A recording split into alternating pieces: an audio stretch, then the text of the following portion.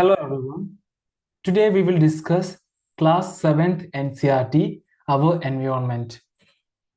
Okay.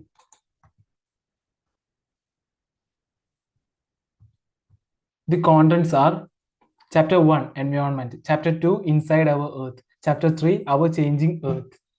Chapter 4, Air. Chapter 5, Water. 6, Human Environmental Interactions, the tropical and the subtropical region. Chapter 7, Life in the Deserts. Okay. First chapter, Environment. After the long vacation, when Ravi started going to school again, he noticed that the only playground next to his school was dug up. People said that a huge building with many flats will be constructed there. Ravi was almost in tears when he realized that the big playground with its soft grass, marigolds, and butterflies is gone forever. He shared his feelings with his classmates. In the assembly, the principal too sadly observed, "See how our environment is changing." In the class, Ravi asked his teacher, "What is environment?" "Whatever you see in your surroundings," said the teacher. Ravi thought aloud. "That means the school building, tables, chairs in this classroom, even that open field, the road, the garbage, my friends, all are part of environment." "Yes," this said the teacher. "But wait, some objects are created by nature. For example, mountains, rivers, trees, animals. Others are made by people. For example, roads, cars, clothes, books. Now work in pairs. Make a list with your classmates sitting." Okay.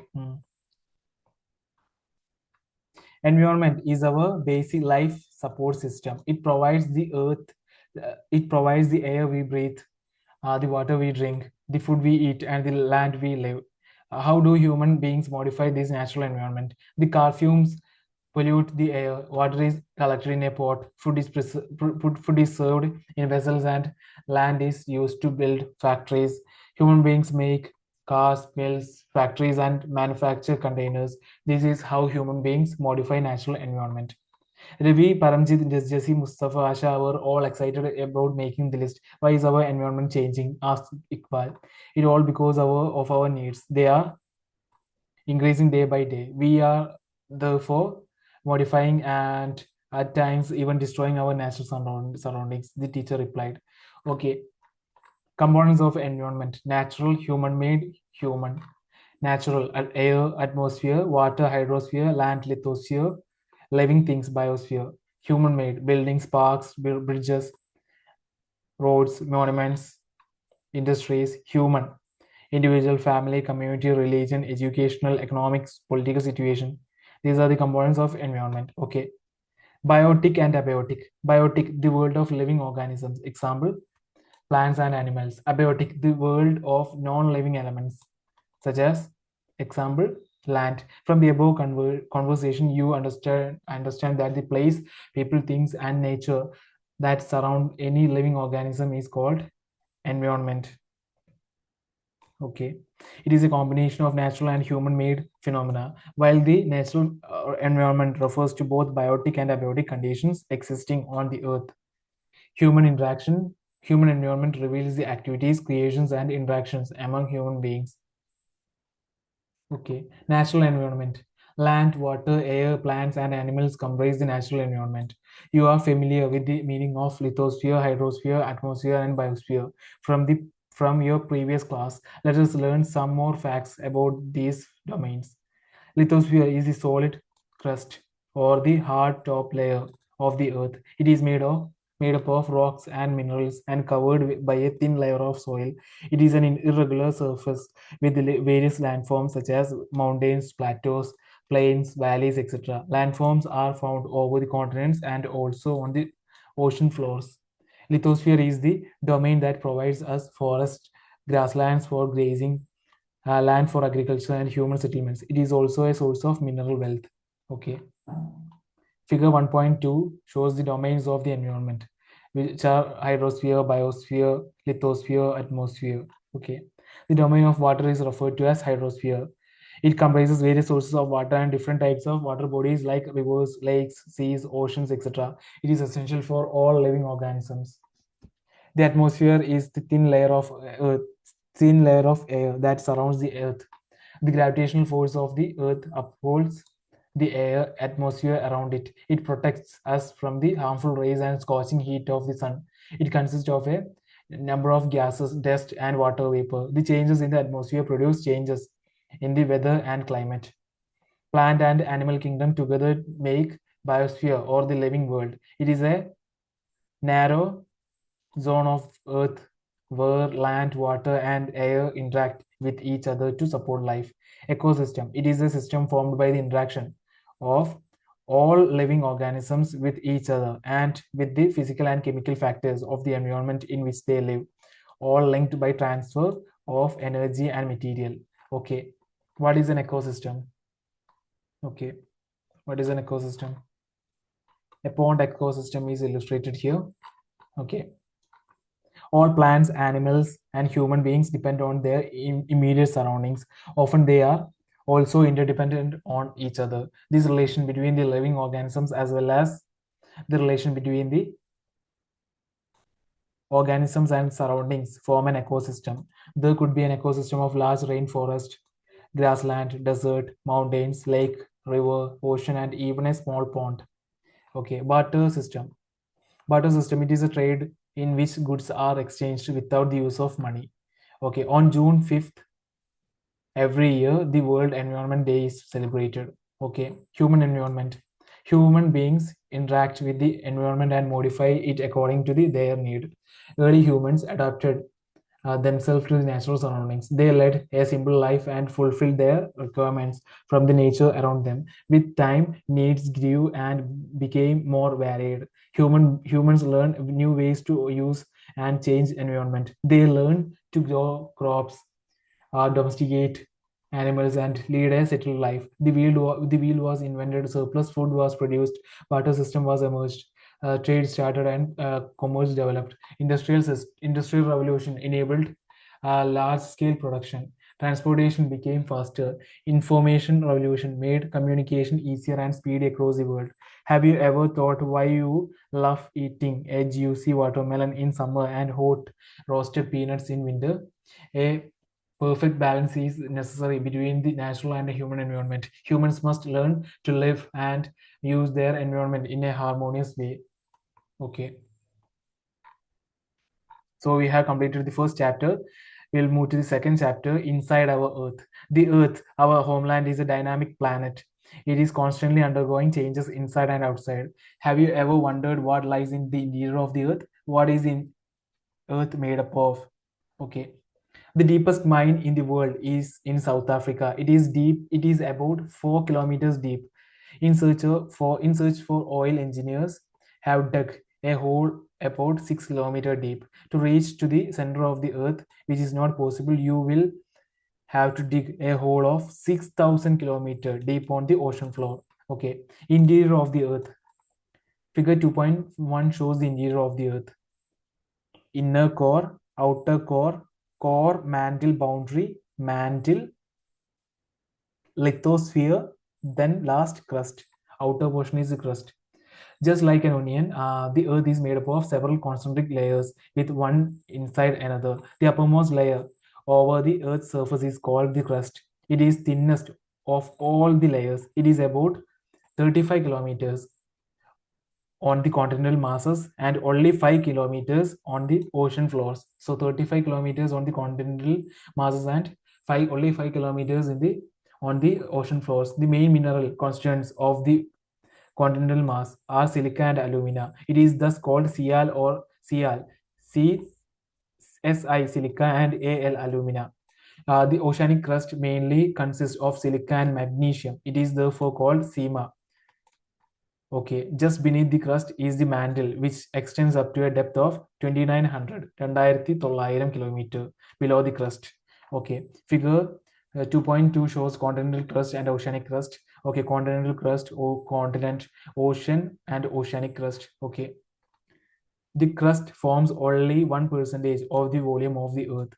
84% consists of the mantle and 15% makes the core. The radius of the Earth is 6371 kilometer. 6371 kilometer. The innermost layer is the core with a radius of about 3500 kilometer. It is mainly made up of nickel and iron and is called knife. Ni, nickel, and Fe, ferrous, that is iron. The central core has a very high temperature and pressure. Rocks and minerals. The Earth's crust is made up of various types of rocks. Any natural mass of mineral matter that makes up the Earth's crust is called a rock. Rocks can be different color, size, and texture. There are three major types of rocks: igneous rocks, sedimentary rocks, and metamorphic rocks. When the molten magma cools, it becomes solid. Rocks thus formed are called igneous rocks. They are also called primary rocks. There are two types of igneous rocks: intrusive rocks and extrusive rocks. Okay, igneous, Latin word ignis meaning fire. Sedimentary, Latin word sedimenta means settle down. Metamorphic, Greek word metamorphos, meaning change of form. Okay, can you imagine lava coming out of the volcanoes? Lava is actually a fiery red molten magma coming out from the interior of the earth on its surface. When this molten lava comes on the earth's surface, it rapidly cools down and becomes solid. Rocks formed in such a way on the crust are called extrusive igneous rocks. They have a very fine grained structure. For example, basalt. The Deccan Plateau is made up of basalt rocks. Sometimes the molten magma cools down deep inside the Earth's crust. Solid rocks so formed are called intrusive igneous rocks. Since they cool down slowly, they form a larger grains. Granite is an example of such a rock. Grinding stones used to prepare paste or powder of spices and grains are made of granite. Rocks roll down, crack, and hit each other and are broken down into small fragments. These smaller particles are called sediments. These sediments are transported and deposited by wind, water, etc. These loose sediments are compressed and hardened to form layers of rocks. These type of rocks are called sedimentary rocks. For example, sandstone is made up of made from grains of sand. These rocks may also contain fossils of plant, animals, and other microorganisms that once lived on them. Figure 2.3 shows the sedimentary rock turned into a metamorphic rock. Okay. Fossils. Fossils means the remains of the dead plants and animals trapped in the layers of rocks are called fossils. Okay, igneous and sedimentary rocks can change into metamorphic rocks under the great heat and pressure. For example, clay changes into slate and limestone into marble. Changes into slate and limestone into marble. Okay, rocks are very useful to us. The hard rocks are used for making roads, houses, and buildings. You use stones in many games. For example, seven stones: Pittu, Hopscotch, Stapu, Kit, five stones, Gitti. Find out some more such games by asking your grandparents, parents, neighbors, etc. Okay. Okay, the Red Fort is made of red sandstone. The Taj Mahal is made of white marble. You will be surprised to know that one type of rock changes into another type under certain conditions in a cyclic manner. This process of transformation of the rock from one to another is known as rock cycle. You have already learned when the magma cools, it solidifies to become igneous rocks. These igneous rocks are broken down into smaller particles that are transported and deposited to form sedimentary rocks. When the igneous and sedimentary rocks are subjected to heat and pressure, they change into metamorphic rocks. The metamorphic rocks, which are still under great heat and pressure, melt down to form molten magma. This molten magma again can cool down and solidify into igneous rocks. Okay. Figure 2.4 shows rock cycle. Okay, magma, igneous rock, sediments, sedimentary rock, metamorphic rock, and it's a rock cycle, and it is known as rock cycle. Okay. Rocks are made up of different minerals. Minerals are naturally occurring substances which have certain physical properties and definite chemical composition. Minerals are very important to humankind. Some are used as fuels. For example, coal, natural gas, and petroleum. They are also used in industries: iron, aluminum, gold, uranium, etc. In medicine, in fertilizers, etc. So we have completed the second chapter. Also, we will move to the third chapter: our changing Earth. Okay, our changing Earth. The lithosphere is broken into a number of plates known as lithospheric plates. You will be surprised to know that these plates move around very slowly, just a few millimeters each year. This is because of the movement of the molten magma inside the earth. The molten magma inside the earth moves in a circular manner as shown in the activity. Okay, the movement of these plates causes changes on the surface of the earth. The earth movements are divided on the basis of the forces which cause them.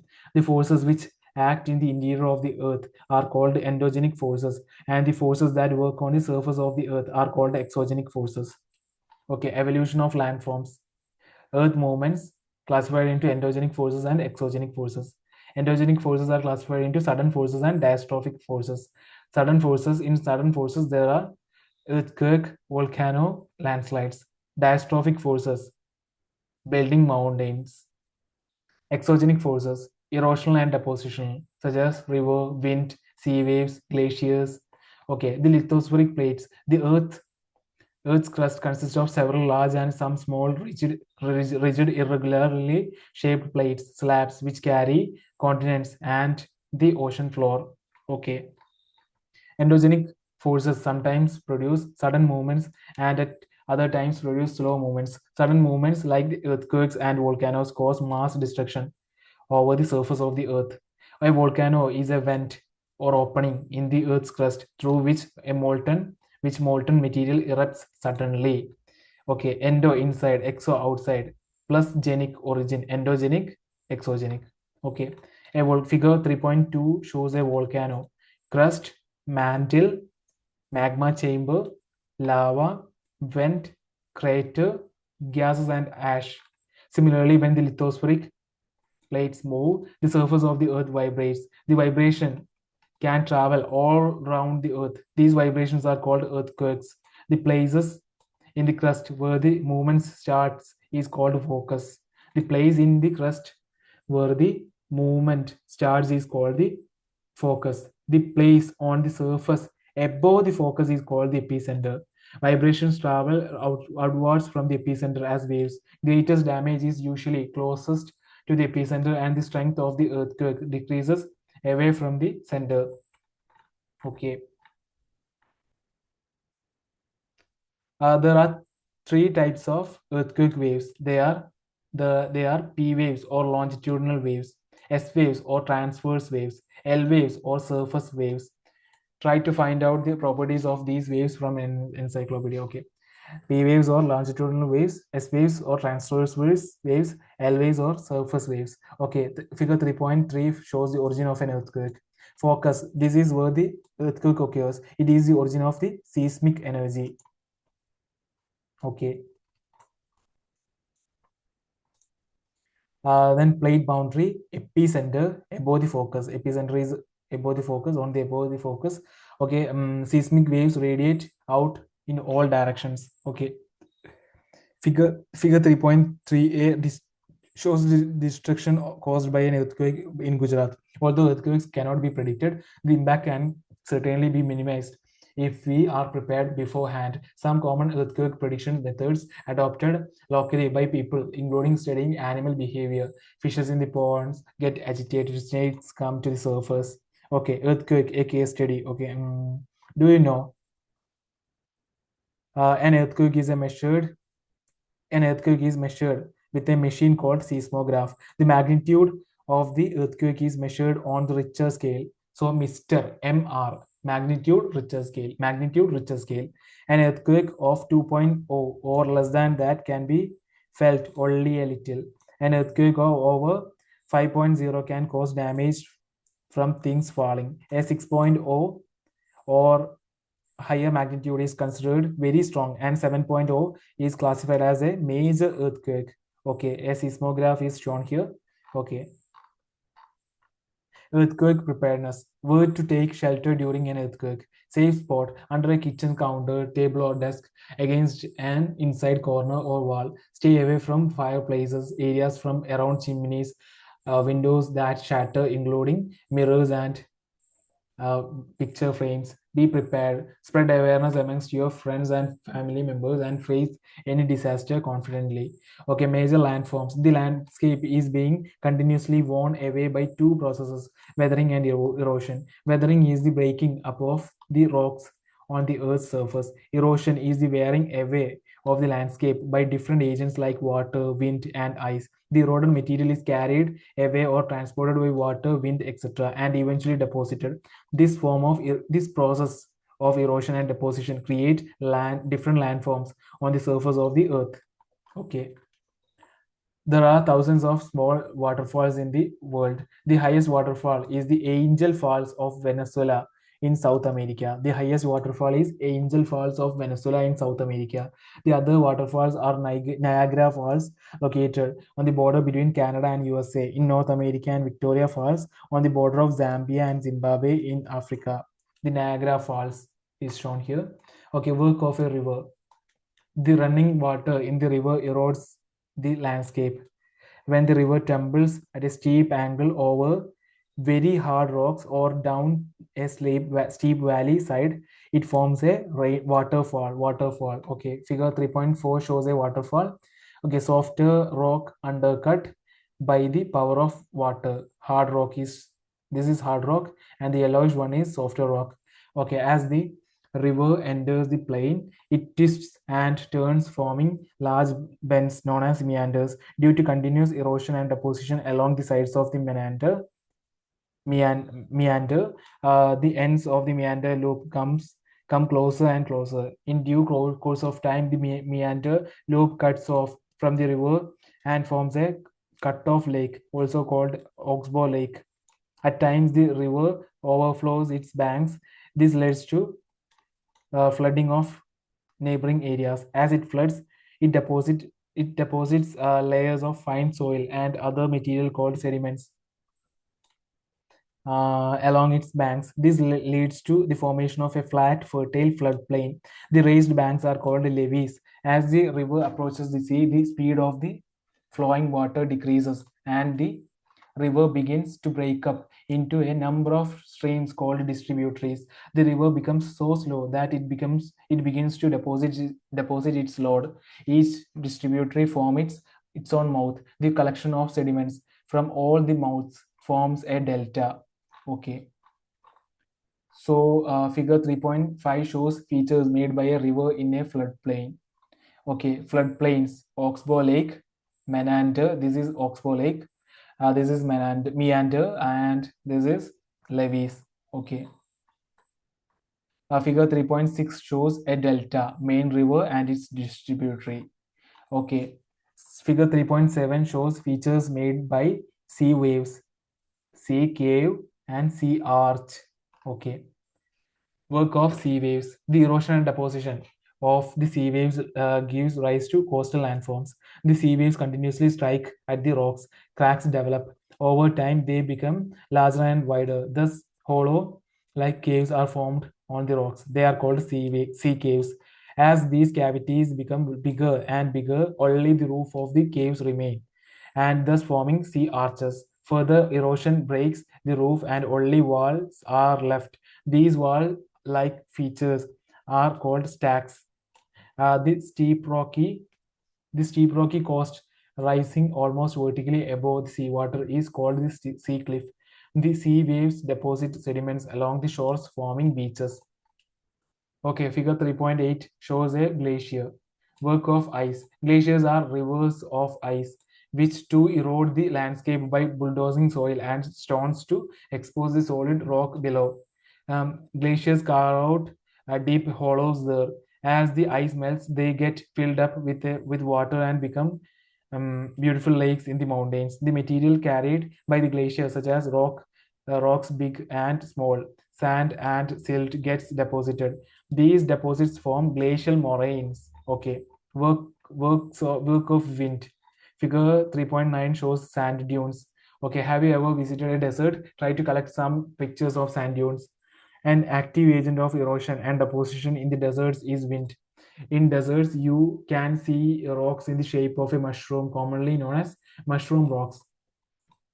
Winds erode the lower section of the rock more than the upper part. Therefore, such rocks have a narrower base and wider top. When the wind blows, it lifts and transports sand from one place to another. When it stops blowing, the sand falls and gets deposited in low hill-like structures. These are called sand dunes. When the grains of sand are very fine and light, the wind can carry it over very long distances. Thus, when such land is deposited in large areas, it is called loess. Okay. Large deposit of loess is found in China. Okay. So we have covered the third chapter also. We will move to the next chapter for chapter 4, air. Do you know carbon dioxide released in the atmosphere creates a greenhouse effect by trapping the heat radiated from the earth. It is therefore called greenhouse gas, and without it, the earth would have been too cold to live in. However, when its level in the atmosphere increases due to factory smoke or car fumes, the heat retained increases the temperature of the earth. This is called global warming. This rise in temperature causes the snow in coldest parts of the world to melt. As a result, the sea level rises, causing floods in the coastal areas. There may be drastic changes in the climate of a place, leading to extinction of some plants and animals in the long run. Okay. Our earth is surrounded by a huge blanket of air called atmosphere. All living beings on this earth depend on the atmosphere for their survival. It provides us the air we breathe and protects us from the harmful effects of the sun's rays. Without this blanket of protection, we would be baked alive by the heat of the sun during the day and get frozen during night. So it is this mass of air that had made the temperature on the earth livable. Composition of the atmosphere. Do you know that the air we take in while breathing is actually a mixture of many gases? Nitrogen and oxygen are the two gases which make up the bulk of the atmosphere. Okay. Carbon dioxide, helium, ozone, argon, and hydrogen are found in lesser quantities. Apart from these gases, tiny dust particles are also present in the air. The pie chart gives you different percentage, the percentage of different constituents of air. Nitrogen is 78 percentage constituents of air. Okay, nitrogen is 78 percentage, oxygen is 21 percentage, carbon dioxide is 0.03 percentage, argon is 0.93 percentage, all others 0.04 percentage. Okay, nitrogen is the most plentiful gas in the air. When we inhale, we take some amount of nitrogen into our lungs and exhale it. But plants need nitrogen for their survival. They cannot take nitrogen directly from the air. Bacteria that live in the soil and roots of some plants take nitrogen from the air and changes its form so that plants can use it. Okay. When air is heated, it expands, becomes lighter and goes up. Colder air is denser and heavy. That is why it tends to sink down. When hot air rises, cold air from surrounding area rushes there to fill in the gap. That is how air circulation takes place. Okay, oxygen is the second most plentiful gas in the atmosphere. Humans and animals take oxygen from the air as they breathe. Green plants produce oxygen during photosynthesis. Green plants produce oxygen during the photosynthesis. In this way, oxygen content in the air remains constant. If we cut trees, then this balance gets disturbed. Carbon dioxide is another important gas. Green plants use carbon dioxide to make their food and release oxygen. Humans or animals release carbon dioxide. So the amount of carbon dioxide released by humans or animals seem to be equal to the amount used by the plants, which make a perfect balance. However, the balance is upset by burning of fuels such as coal and oil. They add billions of tons of carbon dioxide into the atmosphere each year. As a result, the increased volume of carbon dioxide is affecting the Earth's weather and climate. Okay. Structure of the atmosphere. Our atmosphere is divided into 5 layers, starting from the Earth's surface. These are troposphere, stratosphere, mesosphere, thermosphere, and exosphere. Troposphere, stratosphere, mesosphere, thermosphere, and exosphere. Troposphere, this layer is the most important layer of the atmosphere. Its average height is 13 kilometer, 13 kilometer. The air we breathe exists here. Almost all the weather phenomena like rainfall, fog, and hailstorm occur in this layer. Next is stratosphere. Above the troposphere lies the stratosphere. It extends up to the height of 50 kilometer, 50 kilometer. This layer is almost free from clouds and associated weather phenomena, making conditions most ideal for flying aeroplanes. Stratosphere. Okay. One important feature of stratosphere is that of the it contains a layer of ozone gas. We have just learned how it protects us from harmful rays effects of the sun rays. Next is mesosphere. This is the third layer of the atmosphere. It lies above the stratosphere. It extends to the height of 80 kilometer. Meteoroids burn up in this layer on entering from the space. Mesosphere, meteoroids. Thermosphere. In thermosphere, temperature rises very rapidly with increasing height. Ionosphere is a part of this layer. It extends between 80 to 400 kilometer, 80 to 400 kilometer. This layer helps in radio transmission. In fact, radio waves transmitted from Earth are reflected back to the Earth by this layer. Exosphere, the uppermost layer of the atmosphere, is known as exosphere. This layer has a very thin air. Light gases like helium and hydrogen float into the space from here. Okay. Figure 4.2 shows the layers of atmosphere. Troposphere, Mount Everest, tropopause, then aeroplane, ozone, stratosphere, stratopause, mesosphere, mesopause, thermosphere, and exosphere. Okay. You'll be surprised to know that Earth receives only one in 200 crore parts of the sun's energy. Weather and climate. Is it going to rain today? Will it be bright or sunny and sunny today? How many times we have we heard this from anxious cricket fans speculating the fate of one day match? If we imagine our body to be a radio and mind its speaker, weather is something that fiddles with its control knobs. Weather is this hour to hour, day to day condition of the atmosphere. A hot or humid weather may make one irritable. A pleasant, breezy weather may make one cheerful and even plan for an outing. Weather can change dramatically from day to day. However, the average weather condition of a place for a longer period of time represents the climate of a place. Now, do you understand why we have daily weather forecast? Temperature. The temperature you feel every day is the temperature of the atmosphere. The degree of hotness and coldness of the air is known as temperature. The temperature of the atmosphere changes not only between day and night but also from season to season. Summers are hotter than winters. An important factor that influences the distribution of temperature is insolation. Okay. Insolation is the incoming solar energy intercepted by the Earth. Okay, the amount of insolation decreases from the equator towards poles. The amount of insolation decreases from the equator towards the poles. Therefore, the temperature decreases in the same manner. Now, do you understand why poles are covered with snow? If the Earth's temperature rises too high, it would become too warm for some crops to grow. Temperature in the cities is much higher than that of villages. The concrete and metals in buildings and the asphalt of roads get heated up during the day. This heat is released during the night. Also, the crowded high-rise buildings of cities trap the warm air, and thus raise the temperature of the cities. Okay. Weather instruments is shown in figure 4.3. Thermometer measures the temperature. Barometer measures the atmospheric pressure. Okay. Rain gauge measures the amount of rainfall. Wind vane shows the direction of the wind. Wind vane shows the direction of the wind. Okay.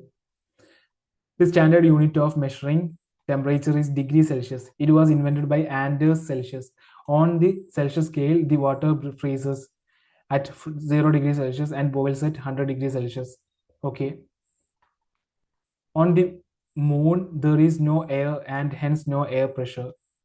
Astronauts have to wear special protective space suits filled with air when they go to the moon. If they did not wear these spacesuits, the counter pressure exerted by the body of the astronauts would make the blood vessels burst. The astronauts would bleed. Okay. Air pressure. You will be surprised to know that the air above us presses us with a great force on our bodies. However, we don't even feel it. This is because the air presses us from all directions and our body exerts a counter pressure. Air pressure is defined as the pressure exerted by the weight of air on the Earth's surface. As we go up the layer of the atmosphere, the pressure falls rapidly. The air pressure is highest at sea level and decreases with height. Horizontally, the distribution of air pressure is influenced by temperature of air at a given place. In areas where temperature is high, the air gets heated and rises. This creates a low pressure area. Low pressure is associated with cloudy skies and wet weather. In areas having lower temperature, the air is cold. It is therefore heavy. Heavy air sinks and creates a high pressure area. High pressure is associated with clear and sunny skies. The air always moves from higher pressure to high pressure areas to low pressure areas. The air always moves from high pressure areas to low pressure areas. Do you know? A wind is named after the direction from which it blows. Example, the wind blowing from west is called westerly. Okay. Wind, the movement of air from high pressure area to low pressure area is called wind. You can see wind at work as it blows dry leaves down the pavement of roads or roads trees, uproots trees during a storm. Sometimes when the wind blows gently, you can even see it blowing away smoke or fine dust. At times, wind can be so strong that it is difficult to walk against it. You must have experienced it. It is not easy to hold an umbrella on a windy day. Think of some other examples when strong winds have created problems for you. Winds can be broadly divided into three types. Permanent winds. First one is permanent winds. The trade winds, westerlies and easterlies are the permanent winds. The trade winds, westerlies and easterlies are permanent winds. These blow constantly throughout the year in a particular direction. Next is seasonal winds. These winds change their direction in different seasons. For example, monsoons in India. Local winds. Third one is local winds. These blow only during a particular period of day or year in a small area. For example, land and sea breeze are local winds. Do you recall the hot and dry local wind of northern plains of India? It is called Lu. Okay. Hot and dry local wind of northern plains of India are called Lu. Figure 4.4 shows major pressure belts and wind system. Okay. 90-degree north, high pressure, polar easterlies. Okay. Subpolar low pressure, 60-degree north, prevailing westerlies. Okay. Subtropical high pressure holds latitudes, 35-degree north, 30-degree north. Okay. Tropic of Cancer, 23.5 degree north. Northeast trade winds. Equatorial low pressure, which is doldrums, 0 degree. Okay. Southeast trade winds. Tropic of Capricorn, 23.5 degrees south, 30 degrees south. Subtropical high pressure holds latitudes, 35 degrees south. Okay. Prevailing westerlies. Subpolar low pressure, 60 degrees south. Polar easterlies, high pressure, 90 degrees south. Okay. Cyclone, nature's fury. Destruction caused by a cyclone can be seen here. Okay. The Odisha, located on the eastern coast of India, is prone to cyclones that originate in the Bay of Bengal. On 17 to 18 October 1999, cyclone hit 5 districts of the state. Another super cyclone occurred on the 29th October 1999 that devastated large portions of the state. The damages caused were mainly due to three reasons, which are wind velocity, rain, and tidal surge. The winds of up to 260 km per hour lasted for over 36 hours. These high velocity winds uprooted trees and damaged the kacha houses. Rooftops of several industrial sheds and other houses were also blown away. Power supply and telecom lines snapped completely. Heavy rain occurred under the influence of cyclone for 3 days continuously. These rains led to the flooding in the major rivers of Odisha. The cyclonic winds caused tidal waves that swept 20 kilometers inland and brought massive destruction to the coastal areas. The 7 to 10-meter high tidal wave intruded suddenly and caused massive damage to standing paddy crops.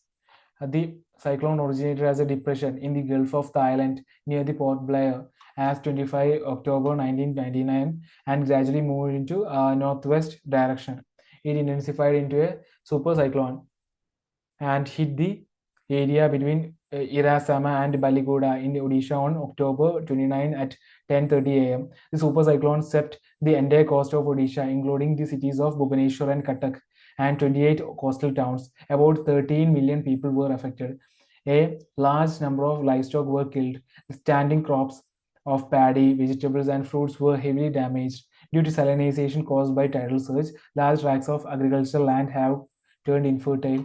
Large tracts of sal, teak, and bamboo plantations have disappeared. The mangrove forest between Paradip and Konark vanished. Okay, here you can see the cyclonic rainfall. Warm air is gone to the upwards and upwards, and cold air to the downwards. Okay, relief or orographic rainfall, moist air to the upwards. Okay, conventional rainfall, warm air up to upwards. Types of rainfall are shown here. Okay, moisture, when water evaporates from land and different water bodies, it becomes water vapor. Moisture in the air at any time is known as humidity. Okay, when water evaporates from land and different water bodies, it becomes water vapor. Moisture in the air at any time is known as humidity. When the air is full of water vapor, we call it a humid day. As the air gets warmer, its capacity to hold the water vapor increases, and so it becomes more and more humid. On a humid day, clothes take longer to dry, and sweat from our body does not evaporate easily, making us feel very uncomfortable. When the water vapor rises, it starts cooling. The water vapor condenses, causing formation of droplets of water. Clouds are just masses of such water droplets. When these droplets of water become too heavy to float in air, then they come down as precipitation. Jet planes flying in the sky leave a white trail behind them. The moisture from their engines condenses. We see trails of this condensed moisture for some time when there is no air movement to disturb it. Precipitation that comes down to the earth in liquid form is called rain. Most of the groundwater comes from rainwater. Plants help preserve water. When the trees on hillsides are cut, rainwater flows down the bare mountains and can cause flooding of low-lying areas. On the basis of mechanism, there are three types of rainfall: the conventional rainfall, the orographic rainfall, and the cyclonic rainfall. Rainfall is very important for the survival of plants and animals. It brings fresh water to the earth's surface. It If rainfall is less, water scarcity and drought occur. On the other hand, if it is more, floods take place. Other forms of precipitation are snow, sleet, and hail. Okay, so we have covered the chapter 4 also. We will move to the next chapter 5, water. Terrarium means it is an artificial enclosure for keeping small house plants. Okay, When you think of water, what images come to your mind? You think of rivers, waterfalls, pitter patter of raindrops, water in your taps. Children love to float paperboards in rain puddles. By noon, the puddles vanish. Where does the water go? The sun's heat causes evaporation of water into vapor. When the water vapor cools down, it condenses and forms clouds. From there, it may fall on the land or sea in the form of rain, snow, or sleet. The process by which water continually changes its form and circulates between oceans, atmosphere, and land is known as water cycle. The process by which water continually changes its form and circulates between oceans, atmosphere, and land is known as water cycle. Our Earth is like a terrarium. The same water that existed centuries ago still exists today. The water used to irrigate a field in Haryana may have flowed down the Amazon River 100 years ago.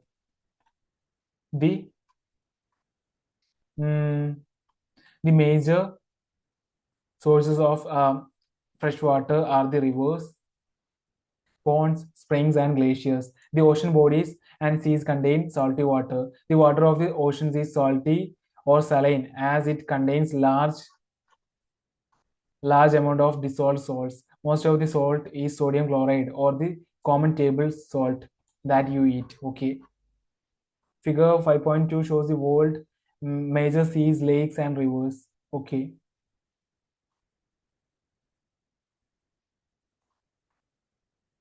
Figure 5.1 shows the water cycle. Okay. Condensation, precipitation, runoff, evaporation. Okay. South Atlantic Ocean, Southern Ocean, Coral Sea, Pacific Ocean, South China Sea, East China Sea, Huanghe, Bay of Bengal, Arabian Sea, Caspian Sea, Brahmaputra River, Ganga River, Mediterranean Sea, Black Sea, Danube River, Niger River, Congo River, Lake Victoria is in Africa, Orange River, Amazon River is in South America, Caribbean Sea, Mississippi River, Lake Huron, Lake Superior, Lake Winnipeg, Salt Lake City, Mississippi River, Great Bear Lake, Great Slave Lake. Okay.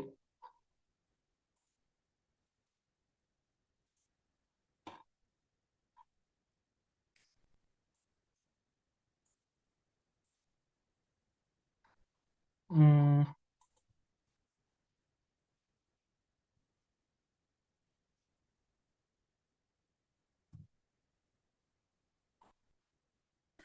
okay, distribution of water bodies.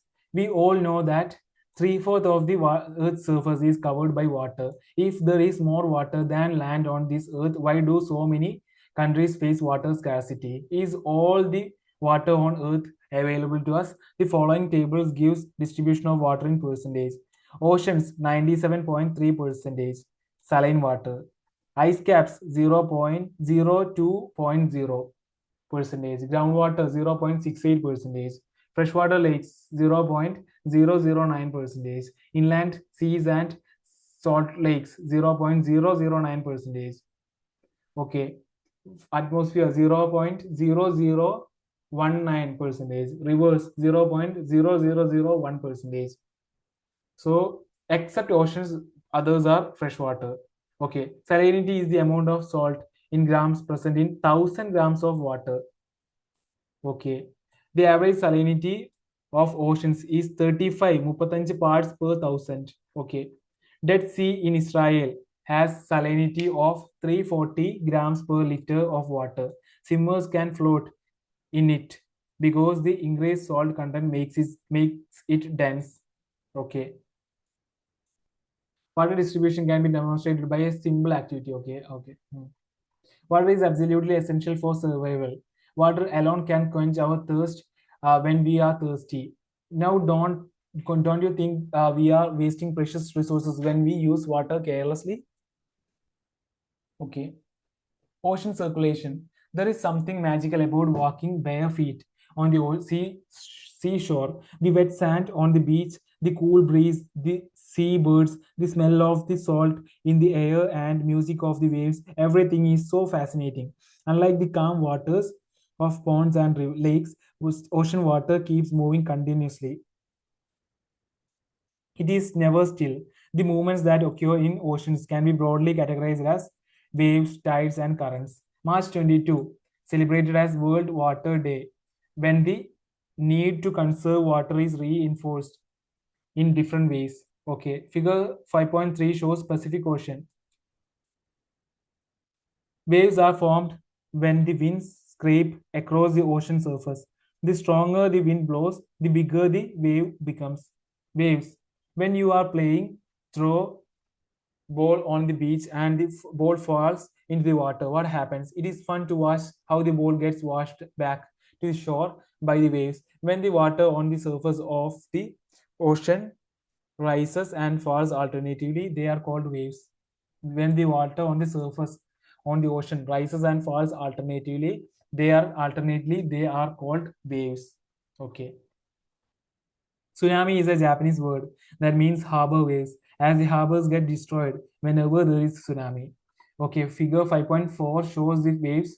Okay, during a storm, the winds blowing at a very high speed form huge waves. These may cause tremendous destruction. An earthquake, a volcanic eruption, or underwater landslide can shift large amounts of ocean water as a result of huge tidal wave called tsunami that may be high as 15 meter is formed. The largest tsunami ever measured is 150-meter high. These waves travel at a speed of more than 700 km per hour. The tsunami of 2004 caused widespread damage in the coastal areas of India. The Indira Point in the Andaman and Nicobar Islands got submerged after the tsunami. Okay.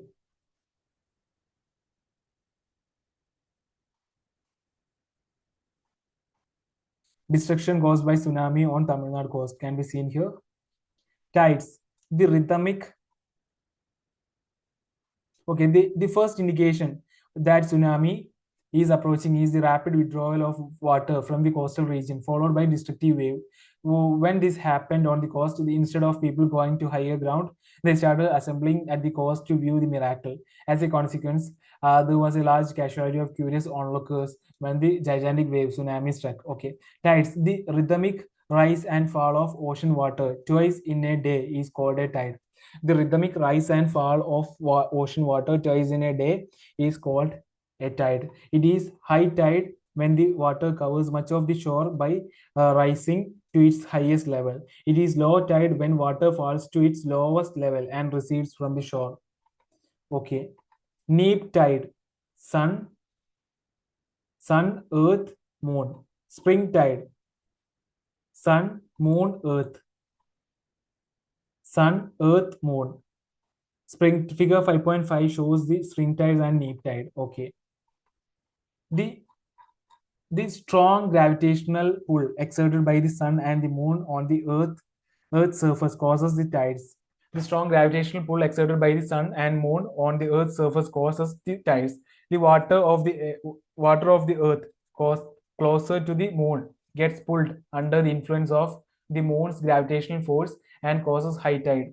During the full moon and new moon days, the sun, the moon, and the earth are in the same line, and the tides are highest. These tides are called spring tides.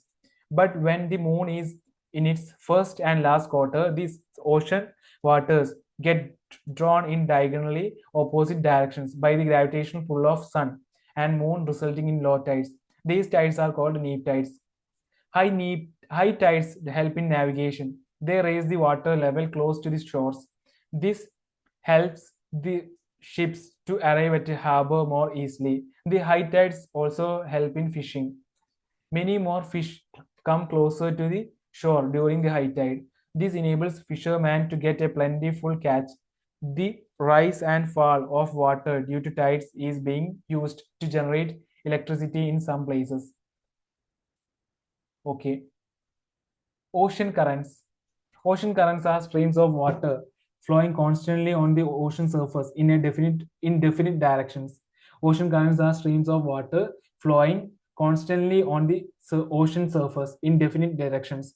The ocean currents may be warm or cold. Generally, the warm ocean currents originate near the equator and move towards the poles. The cold currents carry water from polar or higher latitude to tropical or lower latitudes. The Labrador Ocean current is cold current, while the Gulf Stream is a warm current. Labrador Ocean current is cold, and Gulf Stream is a warm current. The ocean current influences temperature conditions of the area. Warm currents brings about warm temperature over the land surface. The areas where the warm and cold currents meet provide the best fishing grounds of the world. Seas around Japan and eastern coast of North America are such examples. The areas where a warm and cold current meet also experience foggy weather, making it difficult for navigation. So we have covered chapter 5 also. We will move to chapter 6, human environment interactions, the tropical and the subtropical region. Okay. Figure 6.1 shows people from various parts of the world.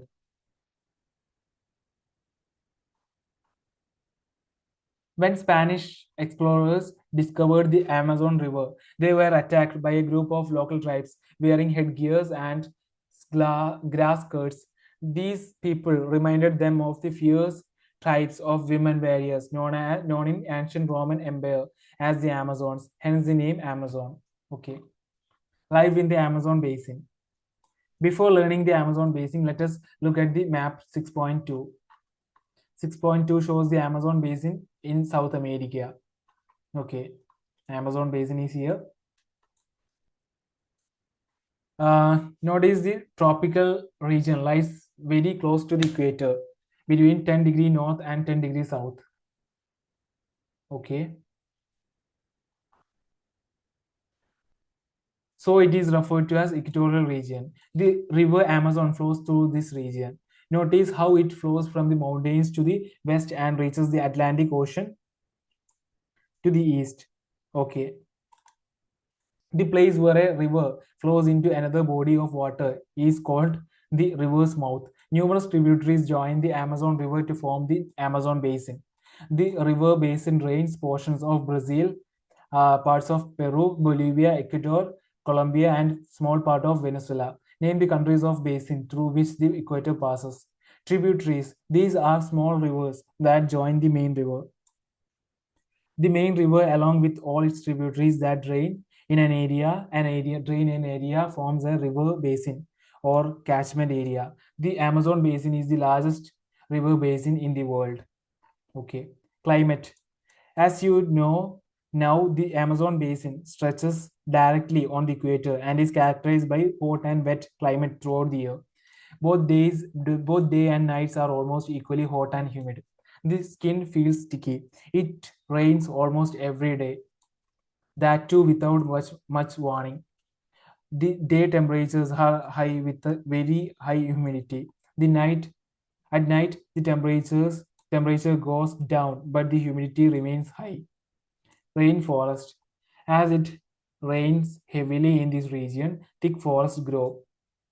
The forests are in fact so thick that the dense roof created by leaves and branches does not allow the sunlight to reach the ground. The ground remains dark and damp. Only shade-tolerant vegetation may grow here. Orchids, bromeliads grow as plant parasites. Figure 6.3 shows the Amazon forest. Okay. Figure 6.4 shows the toucans. Toucans. Okay. The rainforest is rich in fauna. Birds such as toucans, hummingbirds, mako, with their brilliantly colored plumage, oversized bills for eating make them different from birds we commonly see in India. These birds also make loud sounds in forest. Animals like monkeys, sloth, and ant-eating tapirs are found here. Various species of reptiles and snakes also thrive in these jungles. Crocodiles, snakes, pythons abound. Anaconda and boa constrictor are some of the species. Besides, the basin is home to thousands of species of insects, species of insects, several species of fishes, including the flesh-eating piranha fish is also found in the river. This basin is thus extraordinarily rich in the variety of life found there. Figure 6.5 shows the tapir. Okay. Bromeliads. Bromeliads are special plants that store water in their leaves. Animals like frogs use these pockets of water for laying their eggs. Okay. People of the rainforest. People grow most of their food in small areas after clearing some trees in the forest. While men hunt and fish along the rivers, women take care of the crops. They mainly grow tapioca, pineapple, and sweet potato. As hunting and fishing are uncertain, it is the women who keep their families alive by feeding them the vegetables they grow. They practice agriculture slash and burn agriculture. The staple food is manioc, also known as cassava, that grows under the ground like potato. They also eat quinoa ants and egg sacs. Cash crops like coffee, maize, and cocoa were also grown. Slash and burn is a way of cultivating land where farmers clear a piece of land by slashing or cutting down trees and bushes. These are then burnt, which releases the nutrients into the soil. Okay. The crops are grown in this cleared field for a few years. After repeatedly using the patch of land, the soil loses its nutrients, so it is abandoned.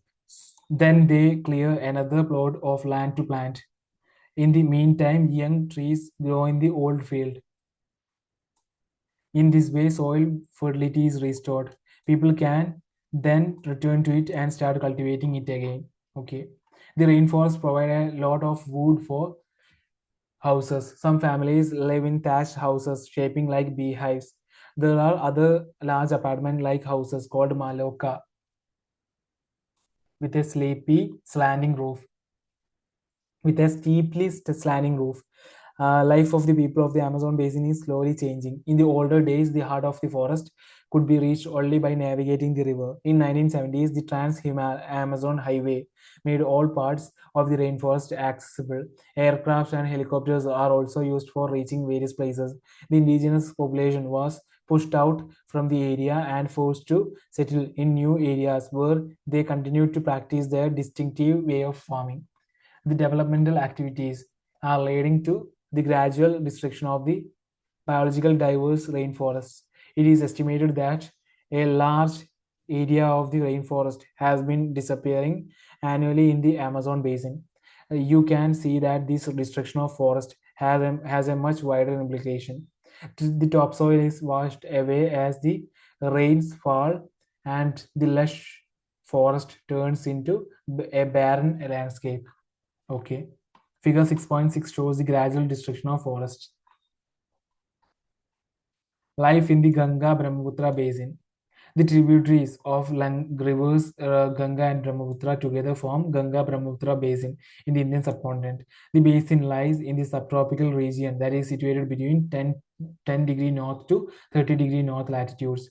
The tributaries of river Ganga like Gagra, Sun, Chambal, and Gandak, Kosi, and the tributaries of Brahmaputra drain it.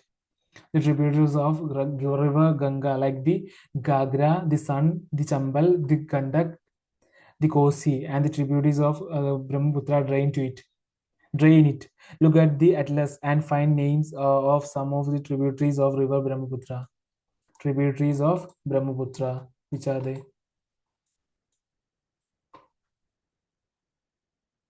Six tributaries, namely the Teesta, Sangosh, the Raidak 1, the Raidak 2, the Tosa, and Jaldaka. Okay, these are the tributaries of Brahmaputra. The plains of the Ganga and Brahmaputra, the mountains and the foothills of the Himalayas and the Sundarbans Delta are the main features of this basin. Okay. Figure 6.7 shows the Brahmaputra River What a beautiful picture it is. Okay. Figure 6.8 shows the Ganga Brahmaputra basin. Okay. Population density, it means the number of persons that live in 1 square kilometer of area.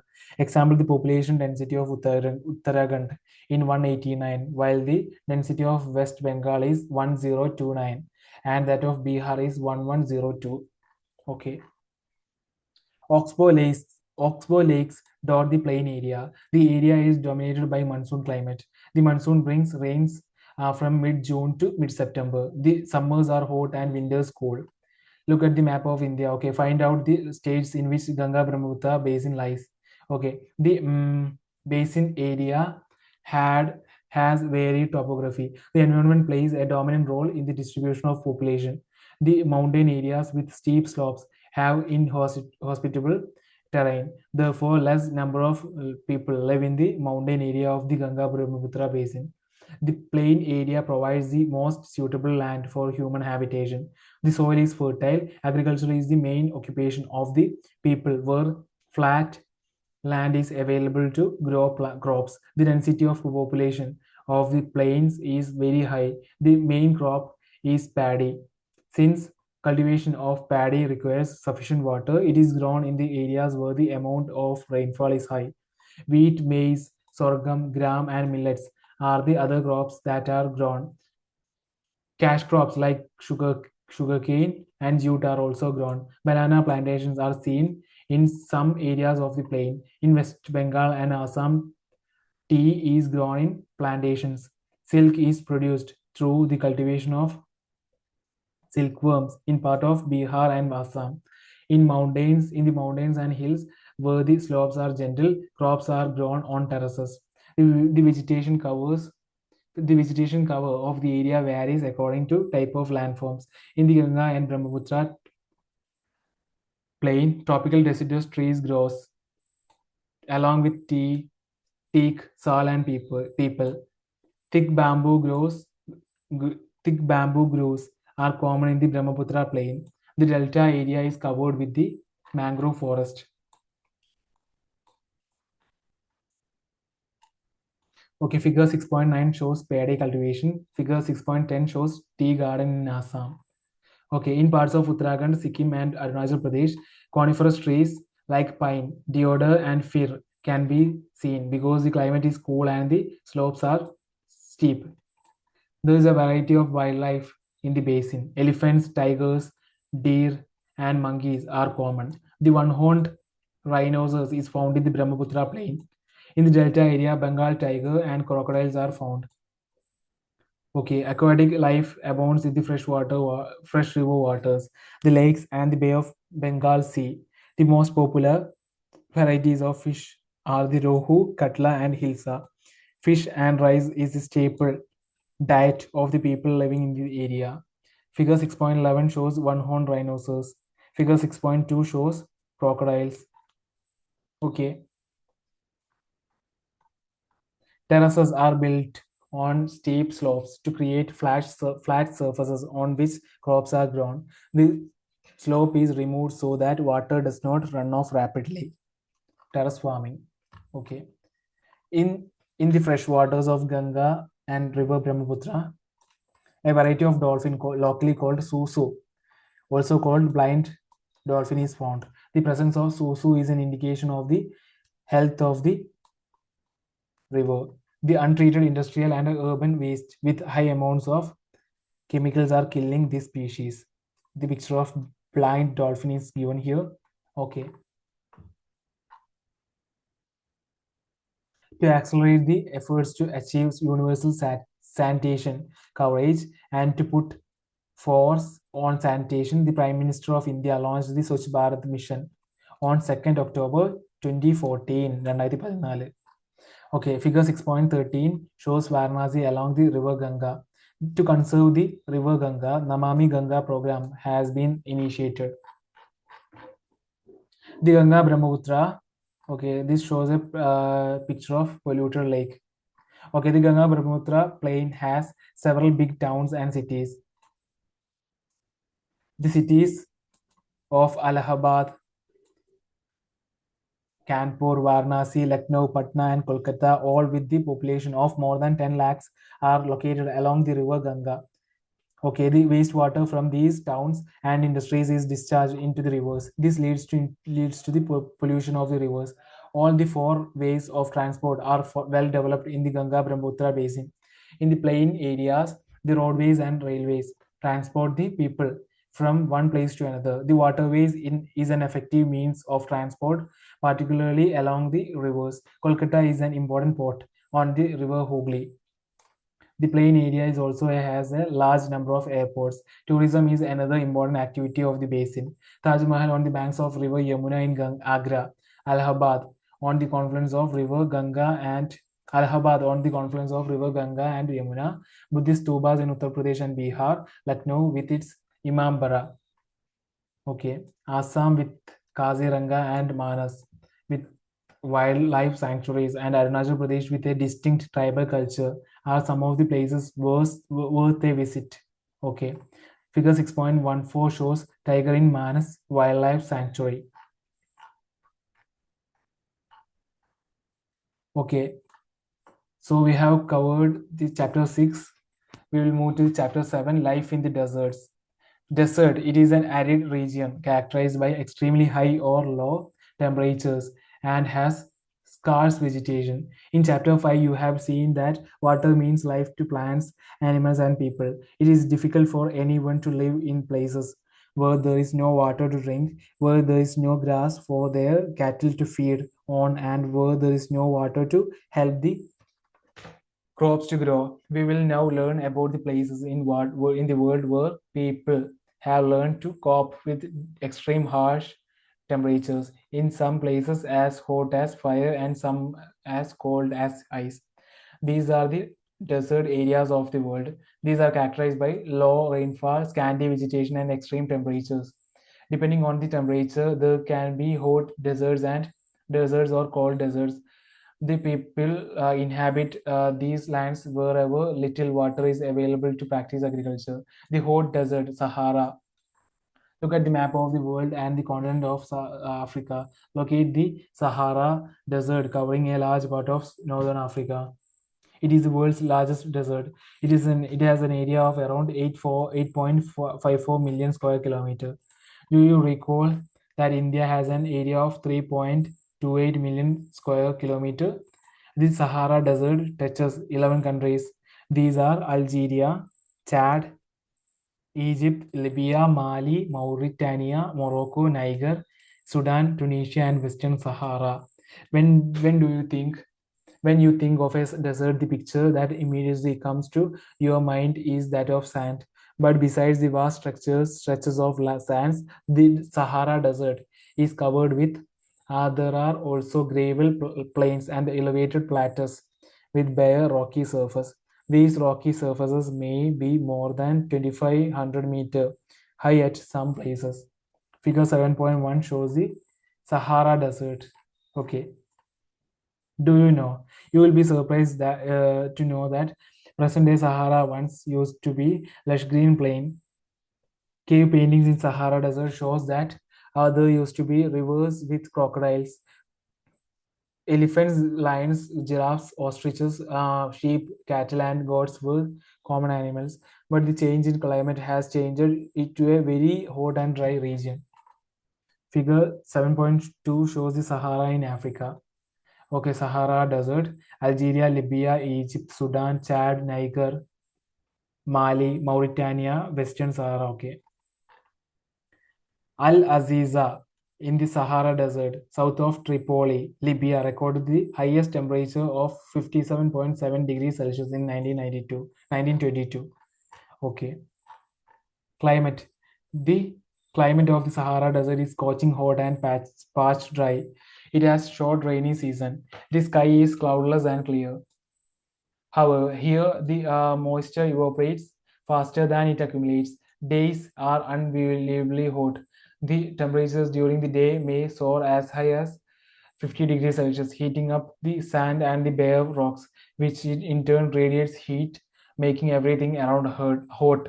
The nights may be freezing cold with temperatures nearing 0 degrees. Flora and fauna. The vegetation in the Sahara Desert includes cactus, date palms, and acacia. In some places, there are oases, green islands, with date palms surrounding them. Camels, hyenas, jackals, foxes, scorpions, many varieties of snakes and lizards are prominent animal species living there.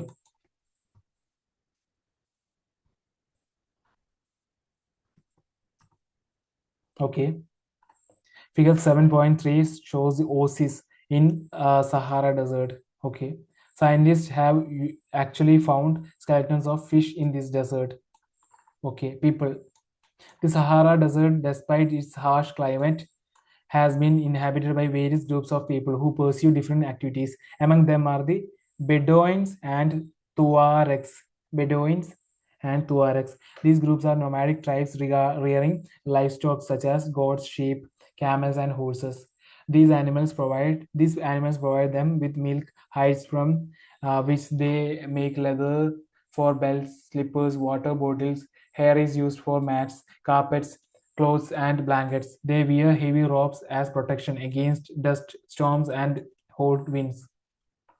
Those is in the Sahara and the Nile Valley in Egypt supports settled population. Since water is available, the people grow date palms. Crops such as rice, wheat, barley, and beans are also grown. Egyptian cotton, famous worldwide, is grown in Egypt. Okay, the discovery of oil, a product in great demand throughout the world, in Algeria, Libya, and Egypt, is constantly transforming the Sahara Desert. Other minerals of importance that are found in the area include iron, phosphorus, manganese, and uranium. The cultural landscape of Sahara is undergoing change. Gleaming glass cased office buildings tower over mosques and superhighways crisscross the ancient camel paths. Trucks are replacing camels in the salt trade. Tuaregs are seen acting as guides to foreign tourists. More and more nomadic herdsmen are taking to city life, finding jobs in oil and gas operations. Depressions are formed when the wind blows away the sands. Depressions are formed when the wind blows away the sands. In the depression, where the underground water reaches the surface, an oasis is formed. These areas are fertile. People may settle around these water bodies and grow date palms and other crops. Sometimes the oasis may be abnormally large. Tafile, tafile, Tafilalet oasis in Morocco is large oasis with an area of about 13,000 square kilometer. Word origin. Ladakh is made up of two words, La meaning mountain pass and Dak meaning country. Okay, Dras, one of the coldest inhabited places on the earth, is located in Ladakh. Dras, Ladakh. The cold desert, Ladakh. Ladakh is cold desert lying in the Great Himalayas on the eastern side of Jammu and Kashmir. The Karakoram Range in the north and Zanskar Mountains in the south enclose it. Okay, several rivers flow through Ladakh, Indus being the most important among them. The rivers form deep valleys and gorges. Several glaciers are found in Ladakh, for example, Gangri Glacier. The altitude in Ladakh varies about 3,000 meter in Kargil to more than 8,000 meter in the Karakoram. Due to its high altitude, the climate is extremely cold and dry. The air at this altitude is so thin that the heat of the sun can be felt intensely. The day temperatures in the summer are just above 0 degree and the night temperature well below minus 30 degrees Celsius. It is freezing cold in the winters when the temperatures may remain below minus 40 degrees Celsius for most of the time. As it lies in the rain shadow of the Himalayas, there is little rainfall, as low as 10 centimeter every year. The area experiences freezing winds and burning hot sunlight. You will be surprised to know that if you sit in the sun with your feet in the shade, you may suffer from both sunstroke and frostbite at the same time. Ladakh is also known as Kappa Chan, which means snowland. Okay, figure 7.4 shows Ladakh. Here is Ladakh. Okay, flora and fauna.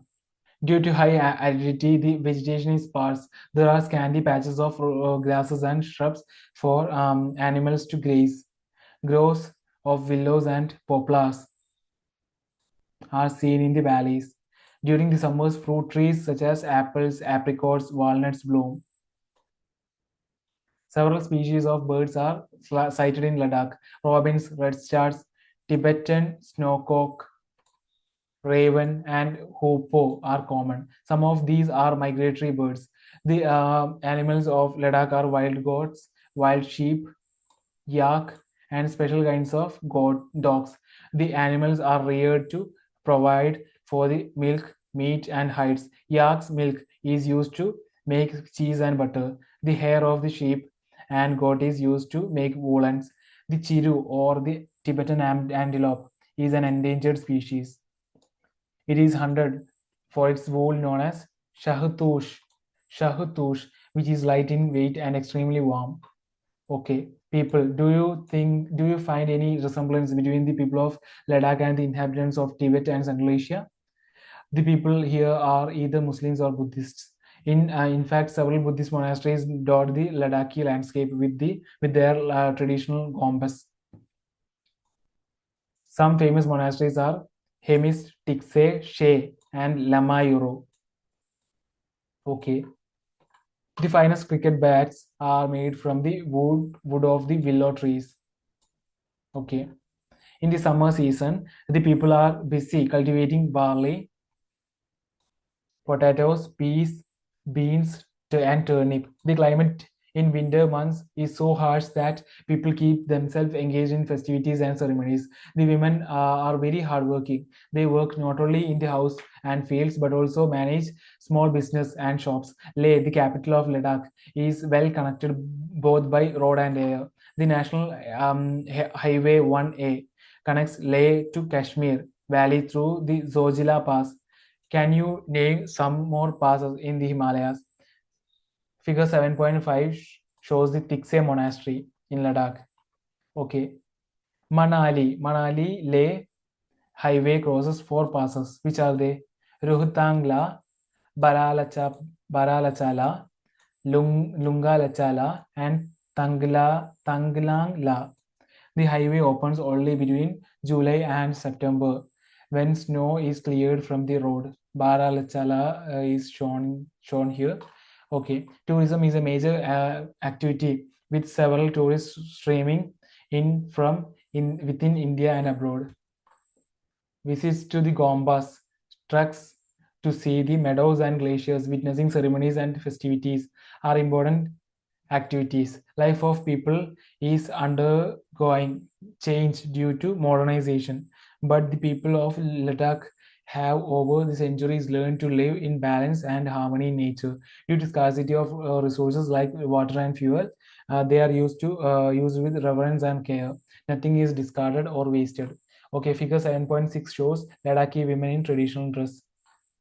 So we have covered the last chapter also. So overall, we have covered the 7th class Geography NCERT. Thank you for listening me. We'll see you next class. Thank you very much. Bye.